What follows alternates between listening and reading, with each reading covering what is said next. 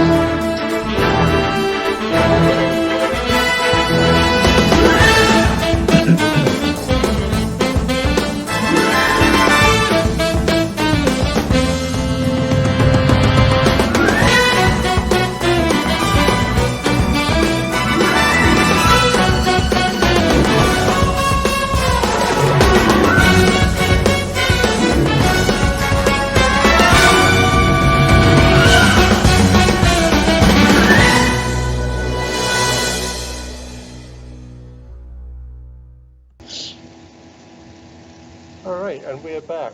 So that what you just saw there was a trailer for Jason Sylvestre's comic book series, Jason of New York City. So Jason, you're the writer and artist on Jason of New York City. It's a comic book series that sees Jason from Greek mythology displaced into modern day New York City. What's it like working with a character that is already so storied from Hollywood titles such as Jason and the Argonauts? For me, I've always loved the old Greek myths, and I love the idea of taking, that whole stranger in Strangeland sort of experience. So you take somebody who is used to world A, and then you throw them into world B, and then you just want to see how they interact with that situation. Jason, the character, was always my favorite in the old Greek myths because he was this guy who really didn't have any overt abilities or powers, and yet he led the team that had Hercules as part of it, and he found the Golden Fleece, and he led this group of amazing heroes. And so I wanted to take that person and explore that character more. I felt like there was a lot there that they just sort of didn't really dig into as a character. So he was the character I wanted mostly to do. I also, because it would give me an opportunity to draw things that I like to draw, like monsters and strange creatures, and I got to do a lot of slapstick sort of humor with that character. And my son at the time was pretty young and just getting into comic books, so I was really looking to do an adventure sort of series where he would want to pick it up and read it, and so that's what kind of led me in that direction. Awesome, thank you so much. So I'm about to ask a question here about your other graphic novel series, Ig Sure. the Caveman. So before I go live into asking that question, I will just play a quick trailer for Ig the Caveman.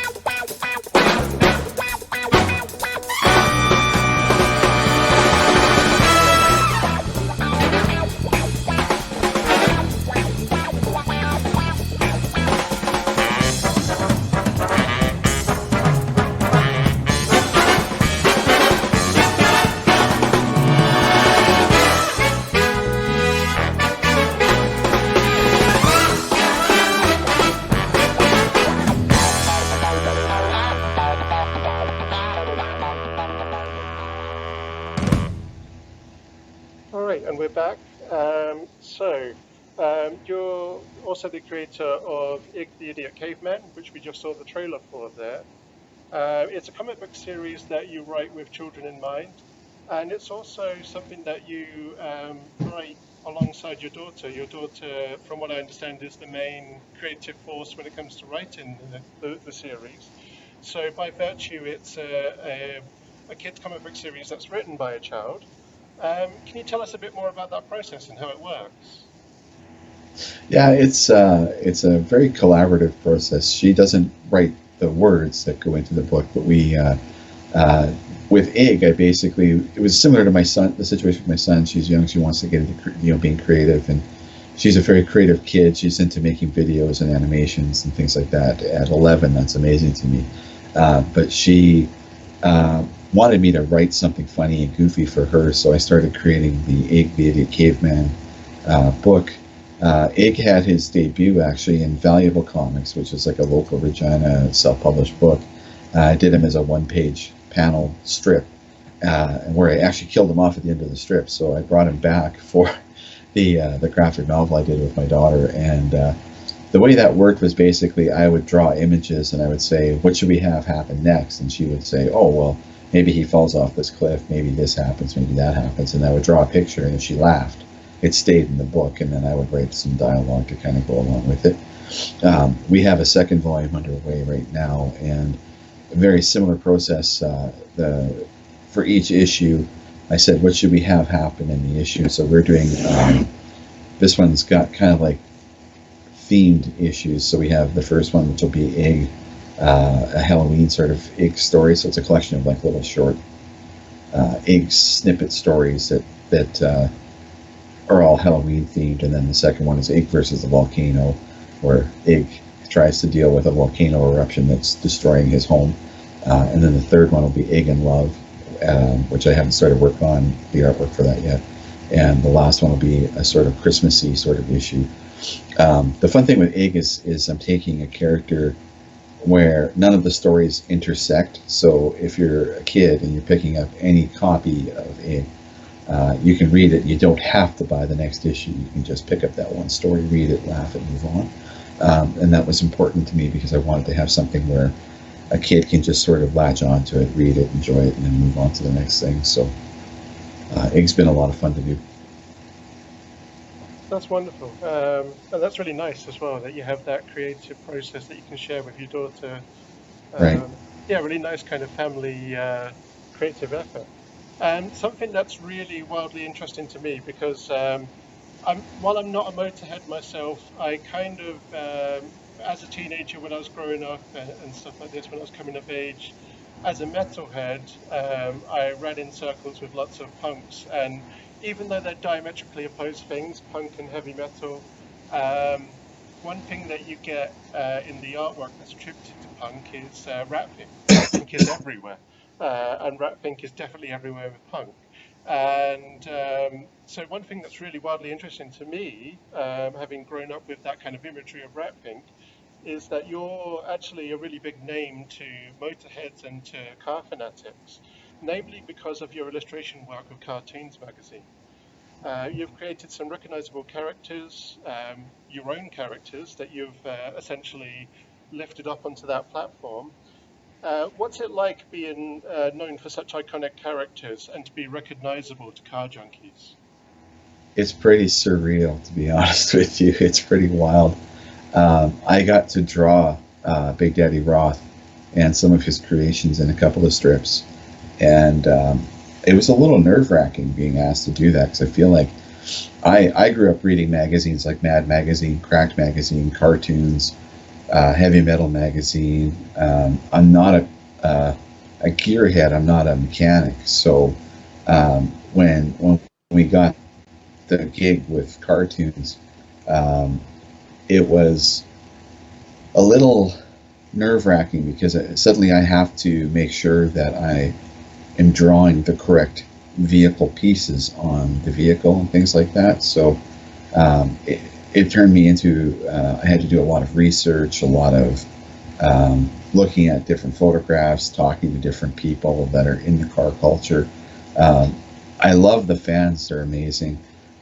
It's really cool when you go to a show and people spot the Cartoons magazines and they get that nostalgic look kind of washes over them, and they go, oh, I used to read this when I was a kid. And then they come up to the table and they start talking with you, and they start flipping through the magazine, and they're looking at, oh, Tromsley's still in here, and Fred Boatman's still, and so they're very they know their artists, they know what they love, and the Ratfink, like, he's such an iconic character. Just to be able to be part of that family is just wild. I mean, it's not something I ever expected. And I mean, they just celebrated their 60th anniversary this last year, and we've gotten to do work with like Hot Wheels and all kinds of different things I never would have in a million years thought I'd have an opportunity to do. So it's been crazy. A little bit. I'd almost say humbling, because you get to see fan mail from something you've done, and I didn't. I guess as an artist, you work in a vacuum. You don't expect to see that response from people. You're doing the thing. You put the thing out, and it sells. It doesn't sell. Whatever. You kind of you're in your little vacuum. But when people take the time to reach out to you and say, "Hey, I love that. I love this," it's really it's an honor to be able to do that. I just did a cartoon sketch cover for a young boy who is in the middle of a fight with cancer. His dad reached out to me, and that was really just an amazing thing to get to be asked to do something like that. And I got sent a video of him holding the magazine, and I'm not going to lie, I cried. It was very moving to see this kid so impacted by a drawing that you did. It's pretty humbling. That's really beautiful. Yeah, that's wonderful. So one last question before we open up for viewer questions here. Sure. As an artist in 2020, where we're surrounded by technology of all types and all means and mediums, what do you prefer? Do you prefer traditional medium, comic board, or do you prefer digital? That is a tough question. I have a great graphics tablet, which I love to use, but also I love feeling that feeling of paper under your hand. I'm an old guy. I like to, when I'm inking, I like to see ink on my fingers, and so I do sort of straddle the world between both. I was doing Cartoons Magazine fully digitally up until I had an incident where my hard drive on my laptop failed 2 years ago, and so I had to redraw an entire strip from scratch on paper and get it in on a real short turnaround, because you have a deadline, and I had planned, the strip was basically done, I just had to submit it. Hard drive went away, lost all of that work. I had 3 days to turn in the strip again that I had to redraw from scratch. So I grabbed paper and pen and drew it while I was waiting for a new hard drive, went to Staples, had it scanned in, and submitted it through their little office thing in store. So that experience taught me that having an analog backup sometimes is not a bad thing. So I started doing thumbnails on paper again, just in case. And for the last year, I've done all of my Cartoons Magazine strips on paper, and then I've scanned them in and done all of the gray toning and lettering on the computer. And another reason for that is I have people that want to purchase the actual artwork from the strips, and I can't sell you artwork if I don't have the physical medium. So I guess as an artist, it's always good to be able to supplement your income by being able to sell the art as well. So I'm sort of go both ways. Ig the Idiot Caveman I'm doing on paper right now, and then I'm scanning it and then doing the lettering and gray toning on that. And that's because I like to show my daughter the drawings and see if she reacts to them before I commit them to the book.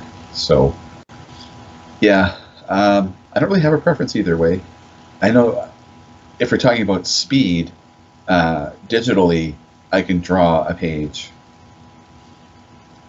maybe a third of the time it would take me to do it on paper, because you don't have to wait for things to dry. I don't have to clean things up. I don't have to mess around with scanning. I don't have to resize things. But once in a while, you have a hard drive go bye-bye, and you're kind of back to the Stone Ages. So it's good to have both skills. Yeah, absolutely. So it sounds like the paper and traditional medium is kind of the old faithful, really, when things go awry. Yeah. But a little bit time consuming too. Yeah, it definitely takes longer, but I guess you sort of have to weigh your options. When I'm doing the gag strips, it's all digital. It's a single panel gag strip. If I lose it, I can redraw it. It doesn't take me that long. Awesome. All right, so now we'll open up for viewer questions. But while you, the viewer, type in those, I will just take a second to inform you that if you look in the description of this live video, you will find a link to Cartoons Magazine, which we discussed at length here. You'll also find a Canadian purchase link for You Might Be From Saskatchewan Here, and a UK British purchase link for the same book as well. Also, as well, there is a link to the Be Our Heroes Canada Facebook page. If you're, if you're amiss for things to do today, perhaps head on over there after this interview is finished, because what they're doing is across today and tomorrow, they're doing lots of Facebook Live videos that are designed to raise awareness of the comic legends with the Vets Fund. And that is so that money can be raised for Canadian comic book shops who are struggling financially during the pandemic. All right, so I do have a comment, not so much a question, but a comment from Colin Work. Jason, the Tower of Power, too sweet to be sour. Thanks, Colin. And I've got a question from Elaine as well. Any Sure. tips for drawing cars? Yeah, for sure. I think the biggest thing with cars is you have to. Um, I try to make them look like they're in motion when they're standing still, and so I rely on an old photography trick that if you look at car magazines like Hot Rod magazines or even just the way car dealerships will sort of position the vehicle when they're taking the picture, they're very deliberately planning on trying to implant in your brain the idea that that car is in motion. And so I try to show the car at sort of a three-quarter view, deliberately to make your brain kind of finish the math and say, I can imagine this car ripping down the road. I also I probably spend too much time worrying about the little details. Like I'm meticulous with like the bumper, the kind of wheel that goes on the car, and I'll say don't sweat those details. Most of the times people don't even notice them. They're just looking at the car and going, wow, it looks like that's a fast car. I did a drawing of a 1922 Ford Roadster, and I probably spent 2 hours looking at photographs of that type of vehicle before I started drawing it, and I really didn't need to. So I would just say, just get in there and do it. I think also as well, when I'm looking at drawing a particular car, I'm trying to just imagine what situations I want that car to be in. So if it's I have them ripping around a dirt track or what have you, then you have to kind of, I guess, just sort of stay loose with it and remember that some of those details are going to end up obscuring anyway with smoke or with, you know, dirt or what have you. Otherwise, a lot of photo reference. I mean, I look at a lot of like engines and engine components and interiors of vehicles because you do have to eventually show the inside of the car. But even when I'm drawing the interiors of cars, I try to stay really loose with it. I don't try to sweat putting in all of the little tiny instrumentation details. No one's going to see them anyway. They're going to get shrunk way too small. So yeah, I just try to keep loose with that. I just try to basically have some fun with it. I try to make the car look like it's going really fast. Sometimes I'll take my drawing and I'll flip it upside down on the light table just to see if it sort of makes sense in reverse. Like your eye will spot any mistakes on the perspective of the car. And that's basically it. I just, you know, like I said, I just try to stay kind of loose. I always have a photo reference or two up on the table beside me while I'm working. So sometimes I'll take a Hot Wheels car and, you know, if I've got that model of Hot Wheels car, I'll turn it around however I want to look at the car from whatever angle and go with that. Mostly I try to create interesting looking vehicles. I mean, the vehicle is kind of a character in the story itself. So usually Carson and I have like a specific theme for the issue that they want us to sort of hit on, and I try to turn that car into a character, if that makes any sense. Awesome. So something I'd add on to Elaine's question there. With humans, when you draw humans, there's kind of this cheat sheet way of drawing a really good human, the ball and joint method, Right. where you do the shapes and you have the ball and joints for the armatures and the legs and all of this. Is there kind of a cheat sheet way of doing a car? Absolutely, yeah. Trosley does it great. He does these great lessons in the magazine where he shows kids how to sort of draw cars. And my method is very similar to that. For the wheels, I draw squares, and then you draw your circle inside the square because you can turn the square any way you want it in perspective, and then your circle just goes kind of in between. I always try to stick to the old animation squash and stretch sort of mechanics. So I try to make the wheels look like they're kind of bending under the force of the speed and things like that. Typically, a car, you're looking at drawing a rectangle almost in 3 dimensions, and then you're just breaking a vehicle into its basic shapes. You're looking at an elongated rectangle with like another little rectangle on top, and then 2 squares for the wheels, and then you turn those into the circles, and adding the windows is really easy. Everything else is just finer details, which just kind of comes really quickly once you've got the car shape sort of where you want it. I also do a lot of almost animated bending of things. Like I don't have a lot of straight lines. I try to kind of curve the line a little bit, and that's just because if you're looking at animation or looking at a cartoon, when they want something to look like it's going really fast, they sort of bend the rules of the body. They sort of force that perspective to make it look like it's coming right at you or going really quickly over something. So you got that big stretch sort of thing going on. Sometimes when I'm drawing, I'll even sort of squish the car a little bit to make it look like the engine is about to really take off. And I sort of apply those same principles to the car itself. The car, you have to kind of think of the car as just another character in the story. I think a lot of times people get really too hung up on making the car look perfect, but I'm not really trying to make the car look perfect. I'm trying to make the car interesting, if that makes any sense. Yeah, absolutely. All right, so that looks like all of the questions for today. And thank you so much, Jason. This has been absolutely wonderful. It's been a great experience. And I honestly think that the viewers today have had a lot of great information here to hopefully, if they're inspired to create comics, get them on the road to comics.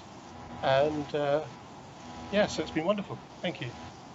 Well, thanks for having me on, Mark. And if anybody's interested, they can go over to my Facebook page. I do often do live streams where I am drawing. Sometimes I can't stream particular things that I'm working on because of contracts and stuff, and I'm not allowed to show strips before they come out in print. But if I'm on there messing around, I have been toying with the idea of doing like some live stream art lessons and maybe teaching kids how to draw cars, because I know when I go into classrooms to teach people how to do it,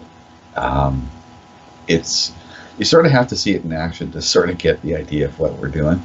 But I know that a lot of kids walk away from that pretty excited, and they're trying to figure out how to draw mom and dad's car and things like that. Wonderful. Yeah, thank you so much. And thank you to everyone that tuned in today.